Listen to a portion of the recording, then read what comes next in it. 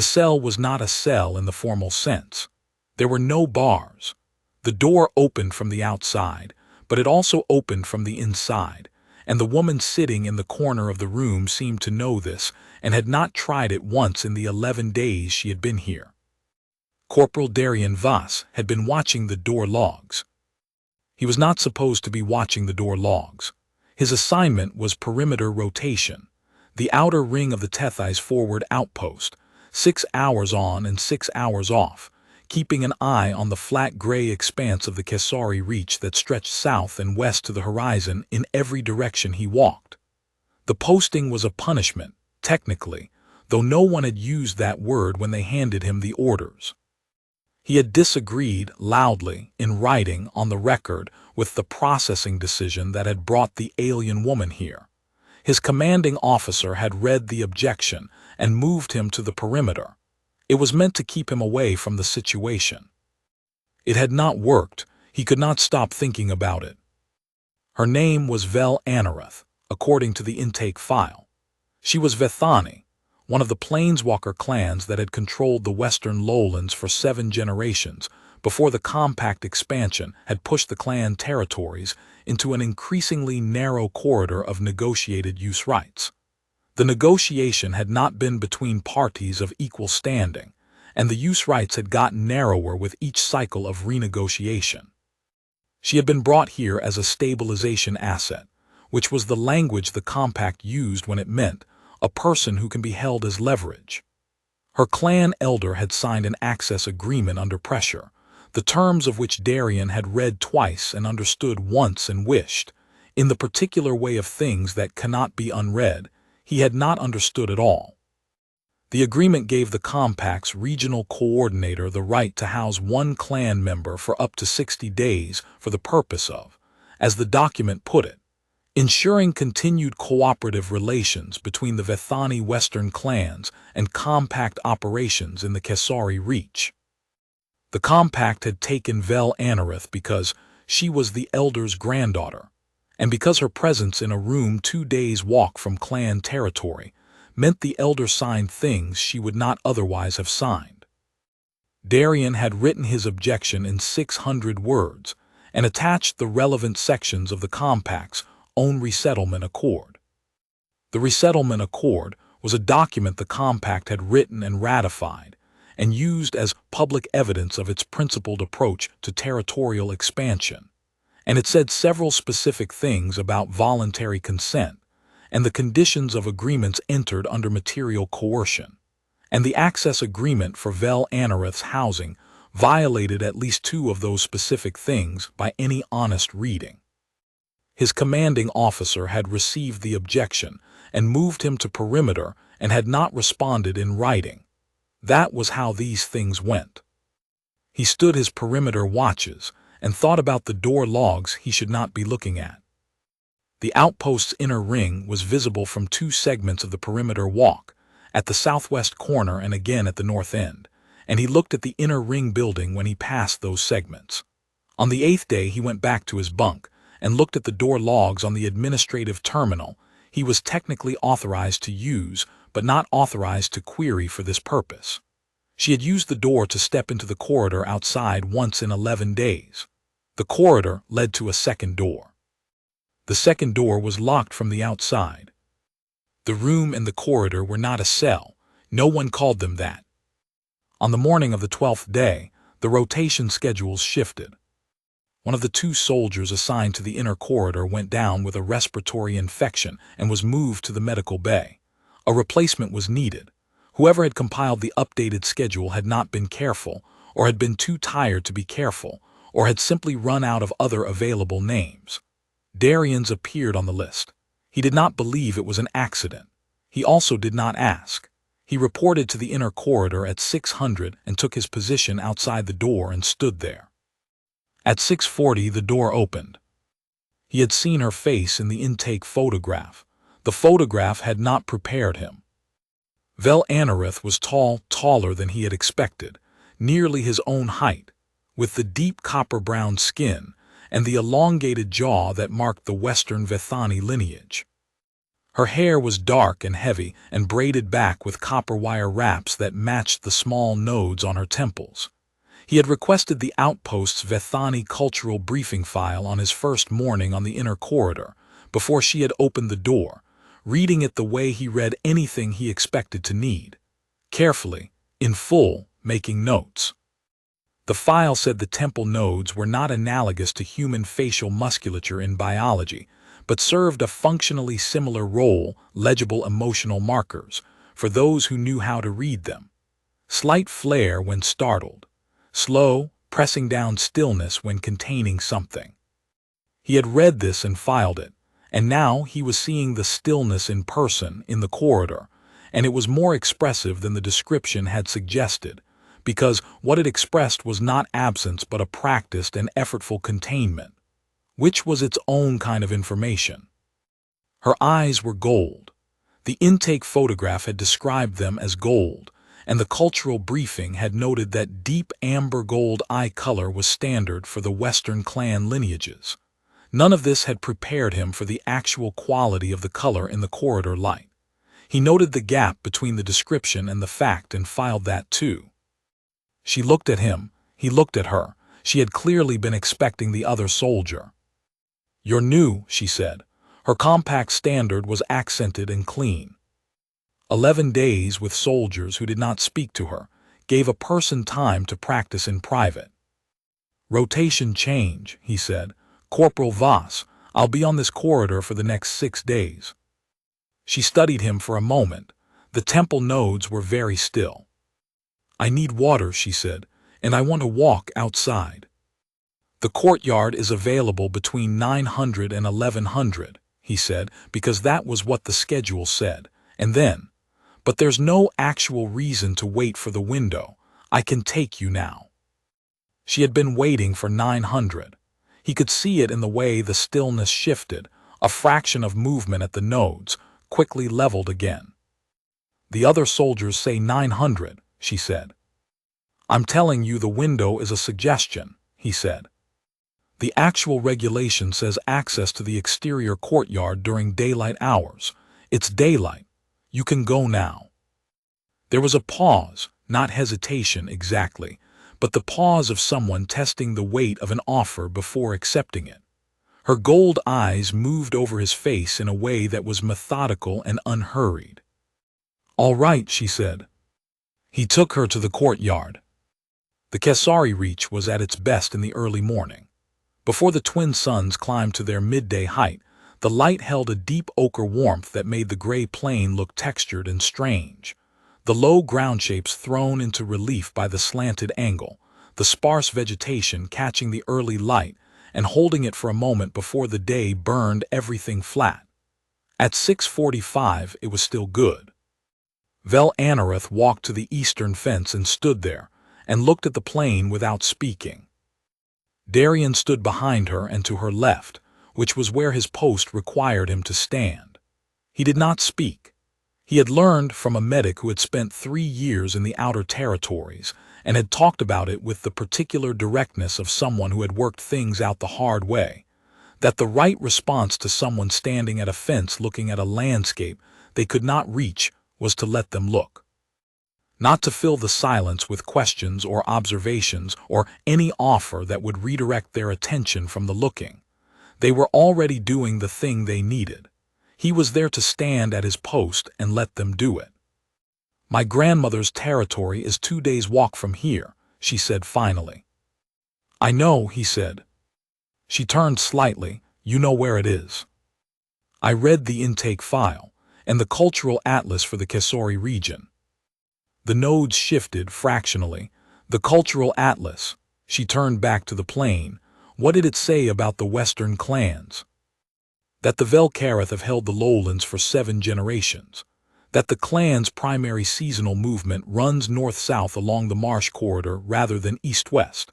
That the copper grasslands between here and the ridge country are ancestral Vethani hunting and gathering territory currently classified as managed shared access under the 2019 expansion framework. He paused. The last part was written by a compact administrator.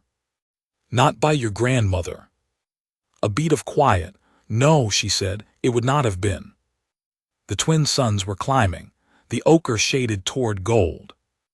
The intake file, she said after a while. What did it say about me specifically? That you're 26 standard years. Clan liaison designation within the Western Vethani Council. Graduate of the Compact Affiliated Skills Program in Tethai's hub. You've been living and working in contact with Compact infrastructure for 4 years. That you speak standard. That your grandmother is Elder Karethvel of the Velkareth clan. That you were selected as a stabilization asset for Compact regional operations in the Kasari Reach.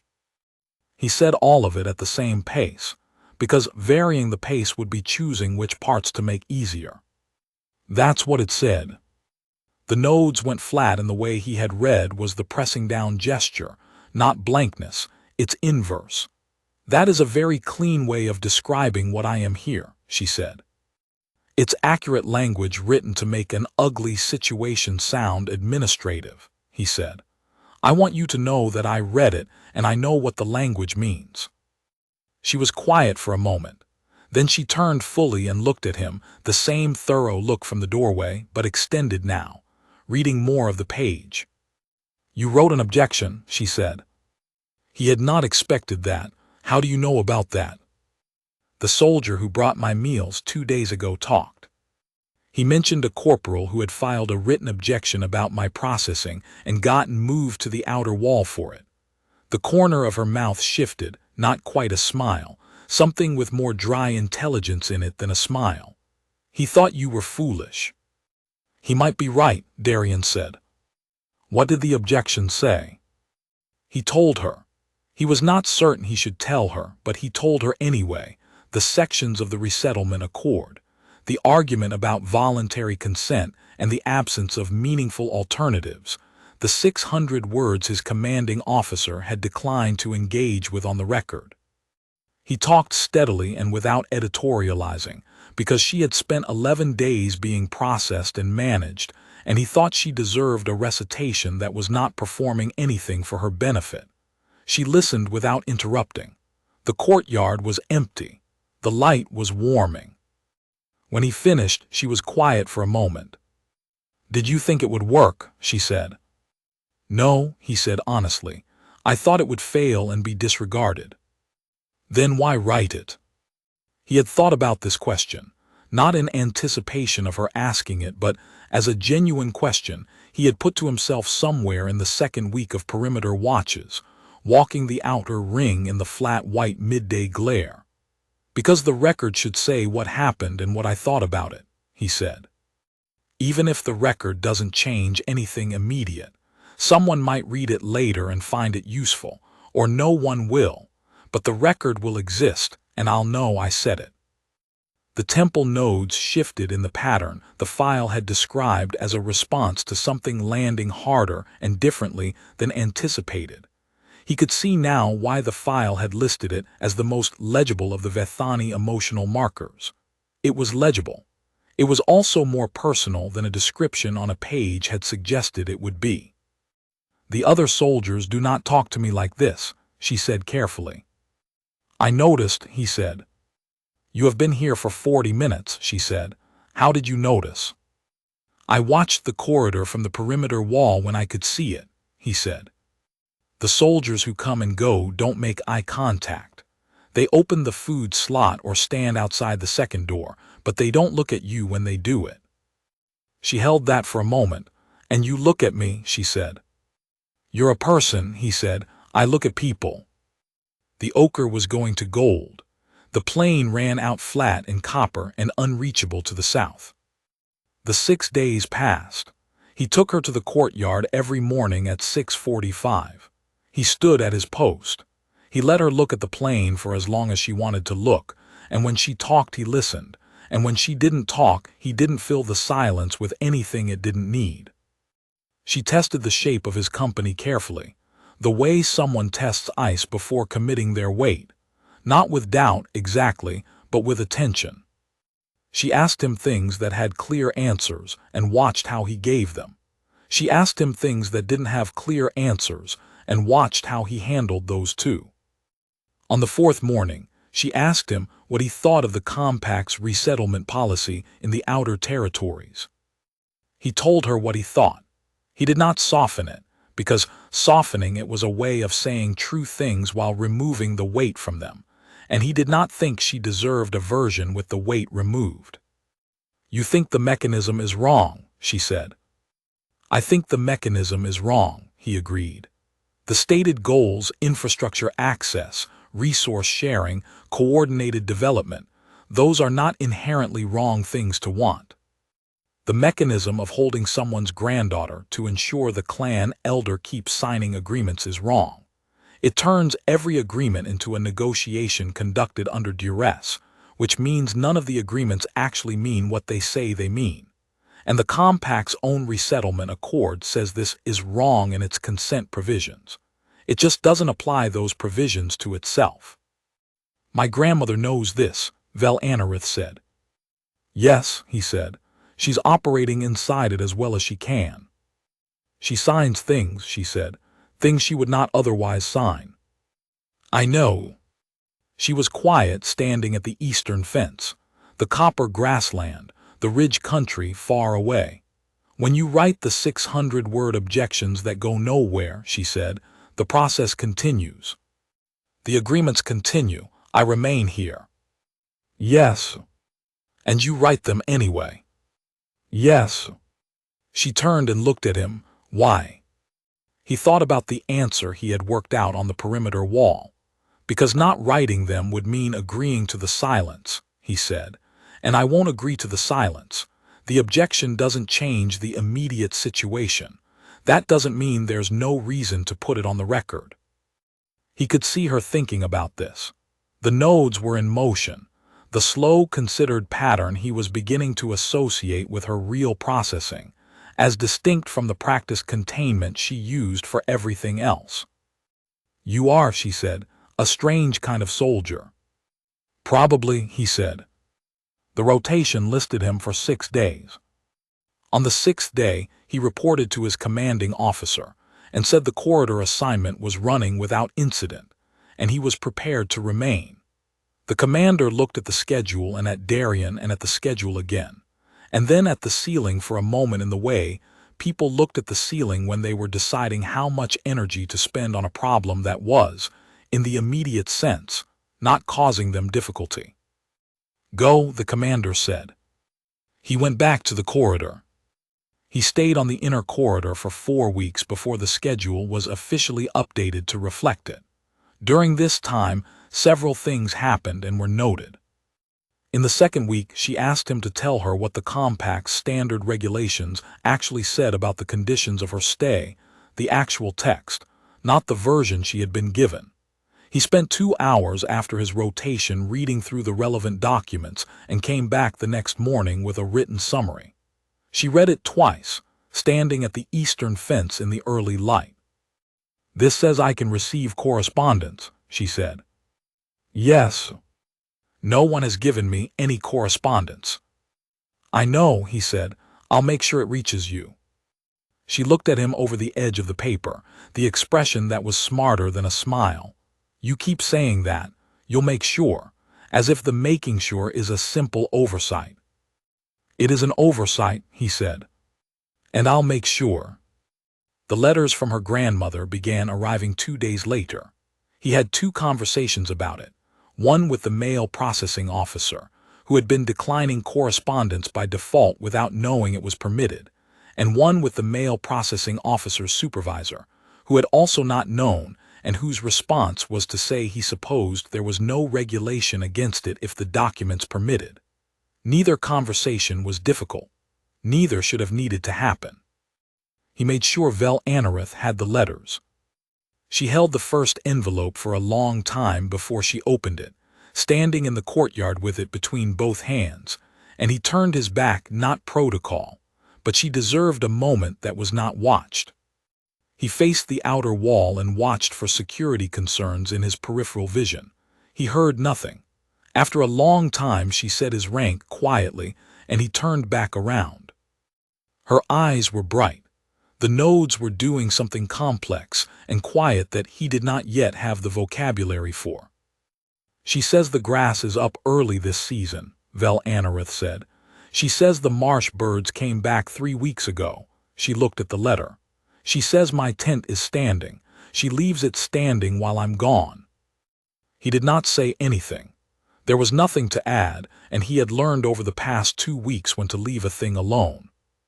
Thank you, she said, still looking at the letter, for the correspondence.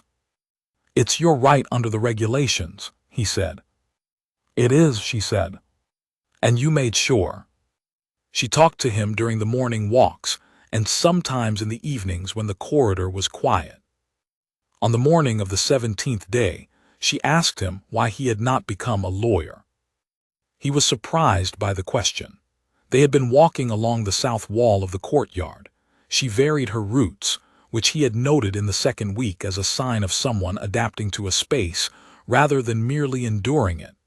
And she asked it without any particular preamble, as if it had been waiting at the edge of a different thought and arrived when the thought ran out. Why a lawyer, he said. Because you read the accord in the same way a lawyer reads a contract, she said. You found the compliance appendix. You found the consent provision gap. You know the difference between what a document says and what it is designed to mean, and you know how to cite one against the other. Most soldiers don't do that. Most lawyers don't file their challenges through the military compliance mechanism, he said. No, she agreed, but you don't have the training to file through any other mechanism. She paused. That's what I mean. You have the instinct but not the formal credential. I'm asking how you got the instinct. He thought about it. My mother, he said. She ran a small holding on the colony, farming and some manufacturing subcontracts. The compact renegotiated the subcontract terms twice while I was growing up. Both times there was language in the new terms that changed the payment structure in ways that were not obvious from a quick reading but were significant from a thorough one. She caught it both times. She annotated the contracts in the margins in red ink. She showed me what she'd found and what it meant. He was quiet for a moment. The second time the compact representative came to the holding to finalize the terms, she sat down with him and went through her annotations one by one. He hadn't expected her to have read it that carefully. He also hadn't expected her to be right. He paused. She got better terms. Vel Anarith looked at him. She taught you to read documents, she said. She taught me that documents are where the actual decisions are, he said. Not the conversations, not the agreements in principle, not the handshakes. The text. Once it's in the text, it's what happened. So you read the text. Yes, she said. That's what my grandmother teaches. She looked at the courtyard. She says, learn their language before you sit down at their table. Otherwise you don't know what you're agreeing to. Smart advice, he said. She has been giving it for 40 years, Vel Anarith said. It is thoroughly tested. They walked the south wall. The twin suns were well up, the light going toward the harsher midday register. She was quiet for a moment. I'm going to go back, she said, when the 60 days end. Whether or not the compliance filing changes anything, I'm going back. I know, he said. I want to use the 4 years of program training the way my grandmother intended it to be used, she said. Not for the compact's benefit, for the council's benefit. The skills program teaches compact administrative processes. Those processes are the arena in which the territory rights get decided. You can object in principle or you can object in the language that the process recognizes. The nodes were steady and clear. My grandmother taught me this. I want to be better at it than I am. You'll be good at it, he said. I know, she said, which was not arrogance but the same kind of honest assessment she applied to everything. I have been practicing for 4 years. I just haven't had a useful target until now. The not quite smile. The coordinator's office is a useful target. He looked at the courtyard's south wall and did not let anything he was thinking show on his face. He was fairly certain she could tell anyway. He had become increasingly uncertain over 17 days about what she could and could not read in him. She told him about the Western Territories, the flat copper grasslands that ran for 300 kilometers before they climbed into the ridge country. the way the wind moved across the grass in patterns her grandmother could read for weather and season, and the movement of animals. The seasonal marshes along the northern lowland edges, full of wading birds the Vethani considered an omen of good fortune, and the compact classified as an invasive management issue in its environmental surveys. The way the twin suns set on the western plain in summer, which was the only thing she had been told repeatedly by multiple people who had seen it, was worth the seeing. She told him about the skills program in Tethai's hub. 4 years, 2 years of infrastructure systems training, 1 year of administrative and legal coursework, a 4th year that had been described as field application, and had been, in practice, compact coordination work for which the students were paid a stipend calculated by someone who had never tried to live on it. She had learned a great deal about the compact's internal documentation systems. She had intended to bring that knowledge back to the territory, to her grandmother's council, to use it for the clan's benefit. She was 26, and had been working toward something for 4 years, and had arrived here instead. She was precise and unhurried when she described things. She had clearly spent time with language as a tool, the way people did when they had learned that words were the only leverage they reliably had access to. He told her about himself in smaller and less ordered pieces. He was from a mid-tier compact colony, far enough from the frontier that most people there had only the compact's own account of what the frontier was like. He had joined the posting service because it was one of the more direct routes to the outer territories for someone without connections, and the outer territories were where the compact's abstractions about cooperative development met the specific weight of what actually happened to specific people, and he had wanted to see the specific weight. He had cared about what happened in the outer territories before he had articulate reasons to care about it. The reasons had arrived later in a form specific enough to act on, and the acting had produced 600-word objections and perimeter postings, and 4 weeks on an inner corridor across from a woman who was being used as leverage against her grandmother. On the morning of the 3rd week, she showed him a sketch she had made on the back of a piece of outpost paper, a rough map of the Velkareth territory's seasonal movement routes, drawn from memory. The clan's spring and autumn paths, the summer territory, the winter marshage camp. She laid it on the fence post without comment and let him look at it, and he studied it for a long time without speaking, noting the distances and the landmarks she had marked with small, careful symbols he did not have a key for. "What are these?" he said, pointing to a cluster of marks at the northern marsh boundary. "The nesting sites," she said. "The marsh birds. My grandmother marks them every year. You don't camp near them in breeding season." She paused. "That rule is not in any of the compact's environmental surveys. They've mapped the marsh. They haven't mapped the nesting cycles." "Would it change the survey assessments?" he said. The survey from 2021 recommended the northern marsh edge as a candidate site for a water intake facility, she said. The nesting season runs from early spring through the first third of summer. The facility would need construction and maintenance access during that window. She looked at the map. My grandmother objected. The objection was received and filed, and the facility proposal was paused for review. The not-quite smile, dry and precise. "It has been under review for 4 years. He looked at the nesting markers on her sketch. "Where did she learn to do that?" he said. "The formal objection process, the review language." "My uncle learned it," she said. "From the first legal contact we had in Tethai's hub 20 years ago. He taught my grandmother. My grandmother taught the whole council." She paused. "The skills program teaches compact administrative systems. That is its stated purpose, to integrate clan members into the compact's operational infrastructure. My grandmother thinks of it differently. She sends people to the program so that the clan learns the compact's language from the inside. You cannot contest a document you cannot read." He looked at her. She was looking at the map, not at him. "That's very intelligent," he said. "She's a very intelligent person," Vel Anarith said simply. "She has been fighting the same fight since before I was born. She has just been fighting it in the language of forms and review requests and filed objections. Sound familiar? He said. The node shift that was not quite a smile. Yes, she said, it does. He folded the map carefully and gave it back to her. She tucked it into the packet with the letters. You keep returning to the leverage, she said one evening. You describe it that way every time. You don't soften it. It's what it is, he said. Yes, she said, but most people here don't say it. They know what it is, he said. They choose not to say it in your hearing. She considered this.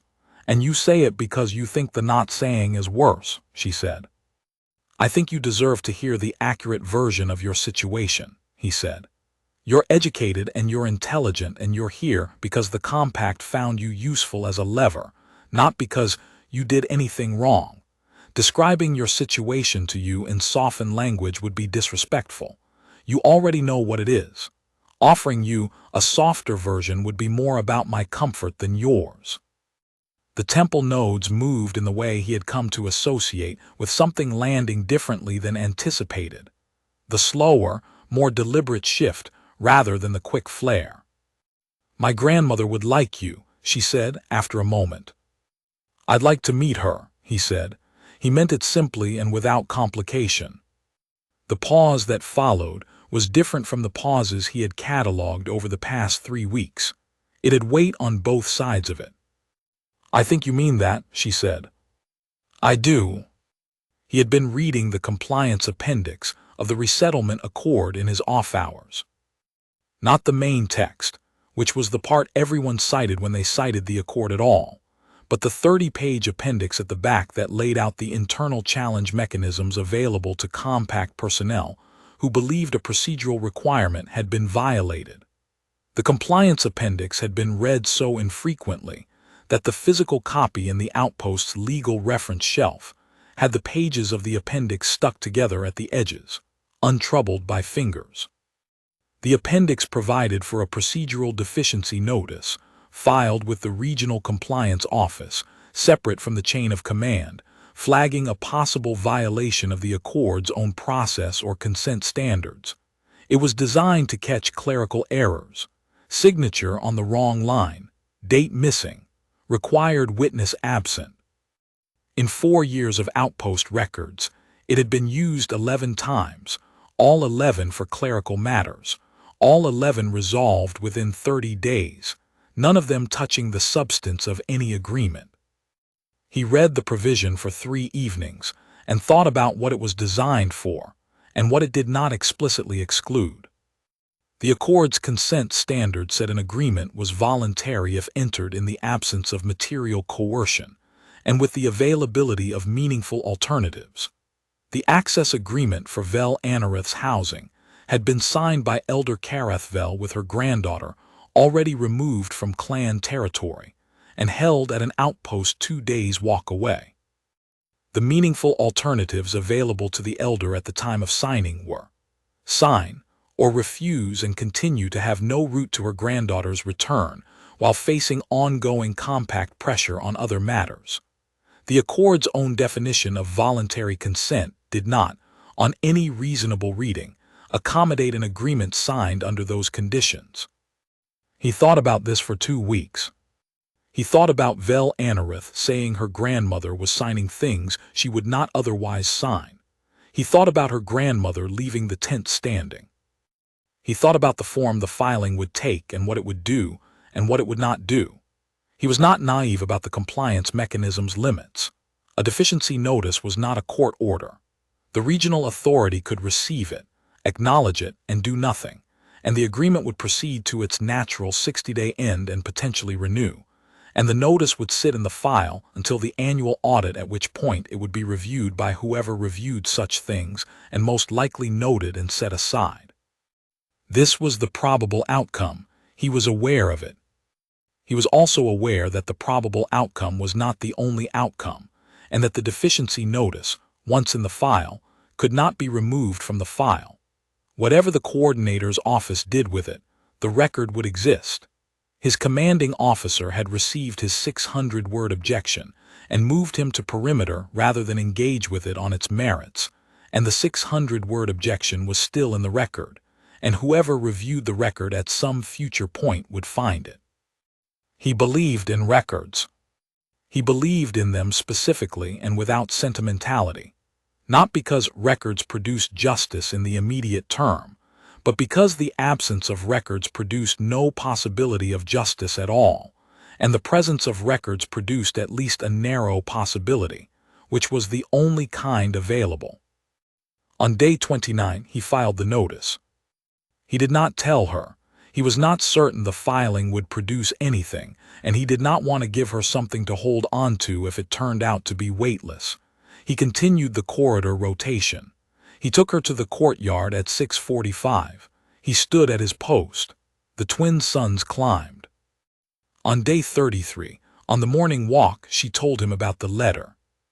"My grandmother wrote," she said, standing at the eastern fence holding the letter. She said someone from the coordinator's office called her about a compliance inquiry, a discrepancy in the access agreement. He was very still.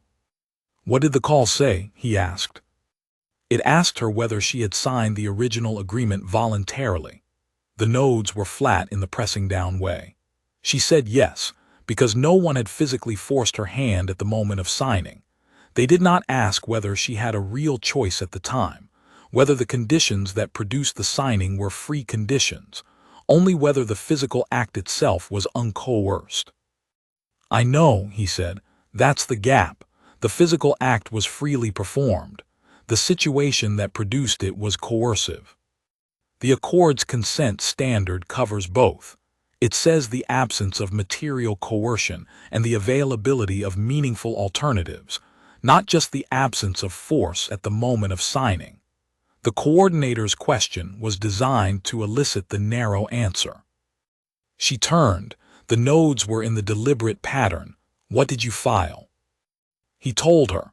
The full account, the compliance appendix, the deficiency notice provision, the consent standards, the argument he had constructed from the Accord's own language.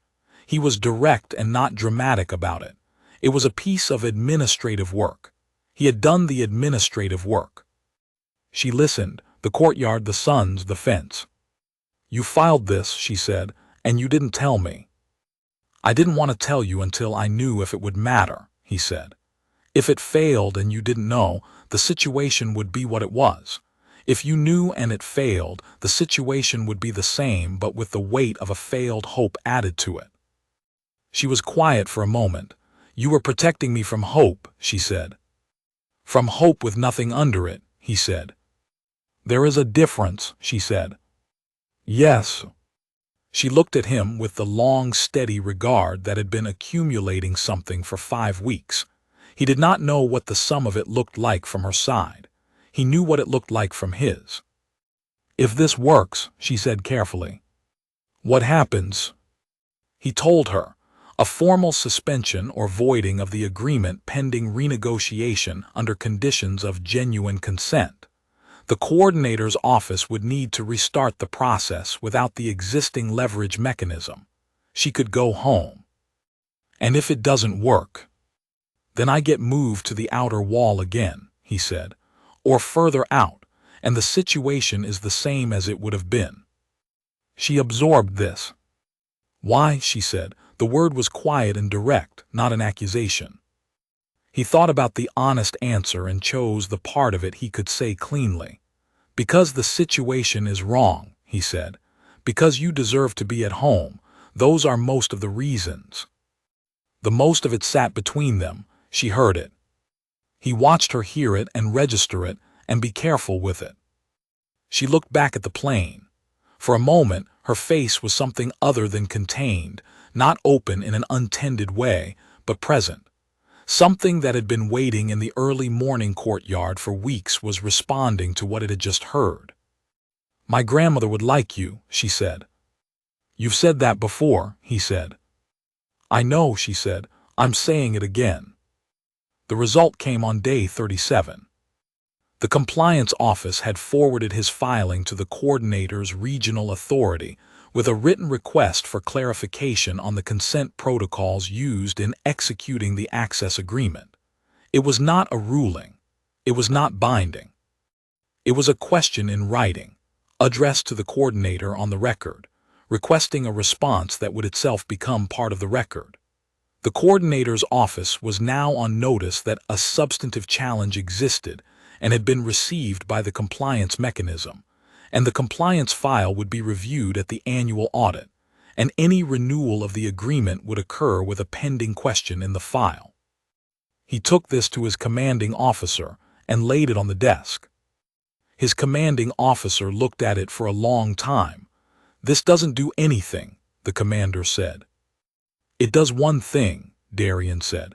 "It puts a substantive challenge in the compliance record for the first time in this outpost's history. The 11 previous filings were all clerical. This one is on the substance of an agreement's consent provisions. The next person who files on substance has precedent. The mechanism that was practically unusable becomes slightly less unusable." A silence. The commander looked at the ceiling. The coordinator's office isn't voiding an access agreement over a compliance query. "Probably not," he agreed. "But they have a question in the file now. If they renew the agreement at day 60, the renewal occurs with a pending compliance question that they've declined to formally answer. Formally ignoring a compliance question is a different thing from operating in a situation where no question was ever raised. The next annual audit will include this file." His commanding officer looked at the document. The commander was not a cruel person. Darian had always believed this, even across 4 weeks of disagreeing with every decision the commander made inside the system. The commander had never pretended the machine was good. The commander had made a different calculation than Darian about where useful leverage could be found and how to apply it, and they would disagree about this probably as long as they were assigned to the same outpost. "I'm not moving you to the outer wall," the commander said. "You can stay on the corridor." "Thank you, sir," he said. He went back to the corridor. He told her that evening, in the corridor, with the lamp on because the evenings had gotten cooler, and the lamp was the warmest thing available. Her door was open. She had started leaving it open in the 3rd week, not as a statement but because the air moved better and the corridor sounds were less isolating than the room's particular silence. She sat with the news for a while, the lamp, the corridor, the quiet, the compliance note that was not a ruling, the record that was not a release. She had the letter from her grandmother in her hands. The elder had written that the coordinator's office had called again, and this time the call had been different in its quality, less certain, more provisional. The elder had noted this in the letter. "They asked what she wanted," Vel Anarith said. "That's the first time they have asked that." "Good," he said. "She wants me to come home." "Yes." "That's not enough for it to happen yet." "Not yet," he agreed. She held the letter, the lamp, 23 days remaining in the initial term. She said his rank. "Darian," he said. She used the rank when she was being precise about something she had decided to say. "Darian," she looked at him. The gold eyes, the lamp light, the nodes in the slow, deliberate pattern. "You have done more for me in 6 weeks than anyone I have not known for years. I don't say that as a comparison or as a diminishment of other people. I say it as an accurate accounting of what I have experienced in this corridor, specific to these 6 weeks and these choices." "I hear it that way," he said. "Good." She held the letter. She looked at it for a moment, then she looked at him. "I want to tell you 2 things," she said. "And I need you to hear them as separate from each other." He waited. "I am grateful to you," she said. "That is the first thing, not as a general category of feeling towards someone who has been decent to me.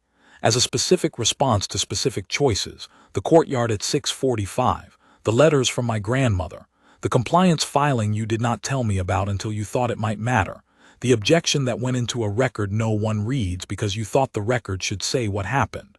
The nodes were steady and clear. Those specific things. I am grateful for those." "I hear that," he said. The second thing, she said. She paused. The lamp. The corridor settling into its evening quiet around them. I think that if I were here by choice, if this were a place I had come to rather than a place I had been brought, I would want to be near you. That is also a true thing. I am telling you both things separately because they are separate.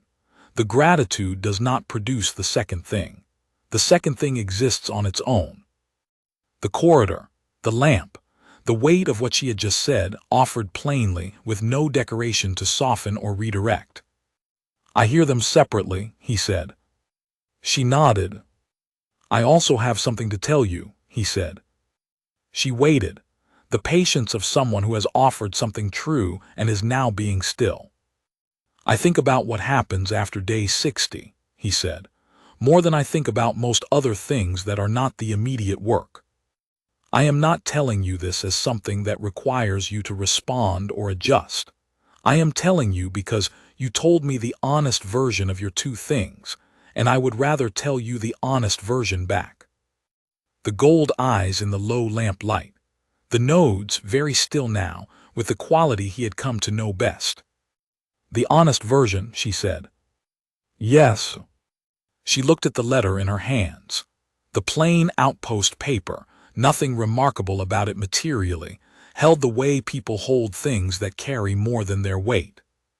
60 days is not very long, she said. No, he agreed. And the larger problem, the mechanism that produces access agreements and stabilization assets and levered compliance, that needs different work. The kind of work that happens over time, in territories, by someone who understands both the compact's documentation and the specific situation of the clans being documented against. Yes, he said. There are field liaison postings, she said, compact assignments to clan territories. Nobody applies for them. They're considered poor positions for advancement. He understood what she was doing. He was careful. Are you telling me to apply? I'm telling you that they exist, she said, and that the work they involve aligns with the kind of work you have been doing. In the Velkareth territory, he said. I didn't specify a territory, she said, the not-quite smile. You didn't, he agreed. She stood. The evening had fully settled. The lamp made the copper wire at her temples warm and bright. My grandmother is a good judge of character, she said. She said this in her last letter. She also said that the person who had filed the compliance inquiry sounded principled. The filing is not signed. She should not know who filed it. Someone in the coordinator's office mentioned a corporal to the elder's legal contact, he said. People talk. They do, she said. She said that if a principled corporal were to visit the territory, she would receive them as a formal guest, not as a compact official passing through on assignment. That is generous, he said. She is generous when people deserve it, Vel Anarith said. She is also an excellent cook. I offer that as additional relevant information. He looked at her. The evening, the lamp, the shape of everything they had said to each other over 6 weeks, all of it in the corridor between them, and 2 days remaining in the initial agreement term. I'll put in the application tomorrow, he said. I know you will, she said. Day 58 arrived. The coordinator's office had not issued a renewal notice. This was ambiguous, his commanding officer told him 2 mornings ago. It might mean they did not intend to renew the agreement. It might mean they were preparing revised terms. It might mean the compliance query had complicated the internal paperwork and no one had cleared the path for renewal. The compact's preferred administrative climate was productive ambiguity, which preserved options and deferred confrontation indefinitely, and required no one to formally acknowledge anything until the last possible moment. Vel Anarith received a letter on the morning of day 58, and he watched her read it in the courtyard without reading it, standing at his post facing the outer wall while she read, and he could tell from her posture when she turned that the letter had said something significant, not worse, different in kind. She was quiet on the way back from the courtyard, and he walked at his post position beside her through the inner corridor, with the early morning coming through the high windows and the outpost beginning to produce its daytime sounds around them. He had been quiet on the walk too. He had 42 morning walks catalogued, and he had learned the difference between her quiet moods by type: the looking at the plane quiet, which was absorptive and did not need anything from him; the processing quiet, which was the slow, deliberate working through of something that would surface as words when it was ready; and the careful quiet, which was the quiet of someone holding something they intended to offer and choosing the moment. The careful quiet always preceded something she had decided to say. She told him when they were back inside, in the corridor. "My grandmother called the coordinator's office," she said. "Not the other way, she called them." He was still. She told the coordinator she had been reviewing the resettlement accord with the assistance of a legal contact in Tethai's hub, one of the graduates from the skills program, who has been advising the Velkareth Council on documentation. She said she had questions about the consent provisions of the initial access agreement. He did not speak yet. The coordinator, Vel Anarith continued, did not have good answers. The questions were specific. They were drawn, she paused. They were drawn, apparently, from a compliance filing that the legal contact had seen a summary of through the compliance office's public inquiry log. She looked at him steadily. "The filing is not signed. My grandmother should not know who filed it." "Someone in the coordinator's office mentioned a corporal to the legal contact," he said. "The legal contact told your grandmother." "Yes," she said. The coordinator, facing specific questions drawn from a specific filing, asked my grandmother whether she wished to discuss the terms of a non-renewal. Darian was quiet. "She said yes," Vel Anarith said. "They are not renewing the agreement. Day 60 it expires." The corridor. The lamp that was off, it was mid-morning, daylight coming through the outer window. The shape of what she had just said and what it meant. "That is good," he said. He meant it without reservation, completely. The clean, sharp quality of the right outcome. The particular weight of the 58 days that had produced it.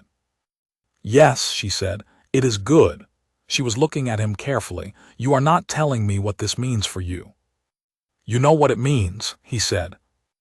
"I know what it means if nothing changes after day 60, she said.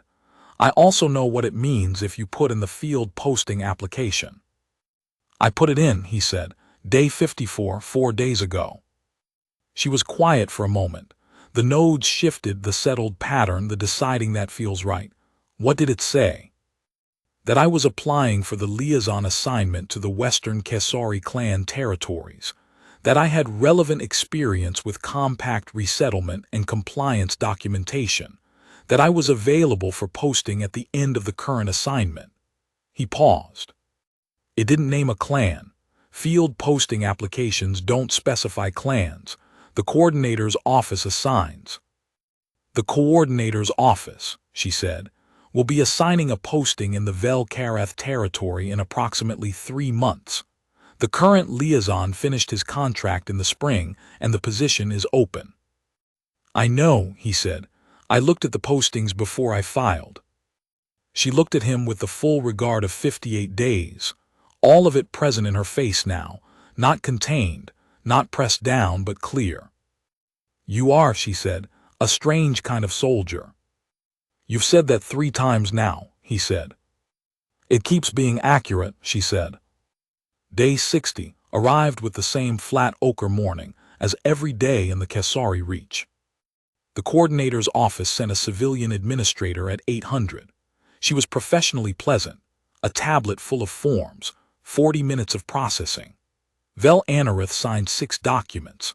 The administrator explained the non-renewal in language that was approximately accurate and entirely unapologetic, and then she left, and Vel Anarith stood in the doorway of the room that had never been called a cell with a small bag and the letters from her grandmother bundled and tied. She looked at him. "I have 2 hours before the transport," she said. "I know," he said. "Do you want to go to the courtyard?" They went to the courtyard. The morning light was the ochre going to gold he had stood in more than 40 times. She went to the eastern fence. He stood behind her and to her left. She looked at the plane, and he stood at his post and looked at the plane and at the edge of her profile, and at the way the early light caught the copper in her temple nodes. She was quiet for a long time. He let her be quiet. The twin suns climbed. The gray plane went copper, and then to the pale washed gold that was as close to beautiful as the midday approach ever got in the Kesari Reach. She turned, not the slow assessment turn from 60 days ago, a direct turn toward him like she had decided on the direction. In the second week, she said, I thought you were performing something. All of it, the early courtyard, the letters, the objection you told me about. I thought you were building goodwill to spend later. I know, he said. I could see that you thought so. I stopped thinking it in the fourth week, she said. When I found out about the compliance filing you hadn't told me about. A performance wants the audience to see it. You filed something and kept it from me until you thought it might have weight. That is not performance. That is just the thing itself, done for the reasons it was done. Yes, he said. Yes, she said, I know. She was standing close enough that the morning light caught her clearly. The copper nodes, the gold eyes, the copper grassland 2 days walk away behind the fence. Darian, she said. Yes, he said. Do whatever you want, she said, even clear. With the field posting, with the 3 months, with the choice that comes after the 3 months. She held his eyes. I mean this as what it is. I am not asking you to choose in any particular direction. I am releasing you from the weight of anything these 60 days have accumulated. Do whatever you want. He understood what she was doing. He understood it precisely and completely. She was setting down the soft leverage, the accumulated weight of 60 days of decency that could look, from a certain angle, like an obligation. She was offering him back the choice with no claims attached to it. He looked at her. I know what I want, he said. She waited. I want the field posting application that is already filed to be approved, he said. I want to wait the 3 months. I want to arrive in the Velkareth territory and meet your grandmother and see the copper grassland from the inside of it rather than from behind a fence. I want to do the work that needs doing there. And I want to sit in a guest tent that is better than this corridor with someone who has been telling me true things for 60 days. He held her eyes. That is what I want. Not because these 60 days produced an obligation, because it is true. The temple nodes did the thing he had learned on Morning Walk 14 and had not stopped cataloging since. The slow, settled pattern of a decision made and the making of it feeling right. She held out her hand. It was not a farewell. Both of them knew what it was, a direction named, in the only physical language available to 2 people with 60 days between them and 2 hours remaining. He took her hand. Both of them were deliberate about the shape of it. Her hand in his was warm and steady. The courtyard around them was quiet. The eastern fence, the plain, the twin suns climbing toward the midday they were not staying for. They stood like that for a long moment. Neither of them let go. When you come, she said, bring good paper. My grandmother makes you write things down. She says it makes the thinking more honest. She's right, he said. She usually is, Vel Anarith said. It is one of the more consistent things about her. The morning light held. The transport was in 2 hours, and then there were 3 months. And then there was a copper grassland running south and west to a tent left standing. And the work that needed doing was there. And the person who had been telling him true things for 60 days would be there. And all of it was ahead, real and located and going somewhere specific. He held her hand in the morning light. He did not let go until she was ready. The transport lifted 20 minutes after the 2 hours ended. He stood on the perimeter wall, the outer ring, by choice now rather than by punishment, and watched it go.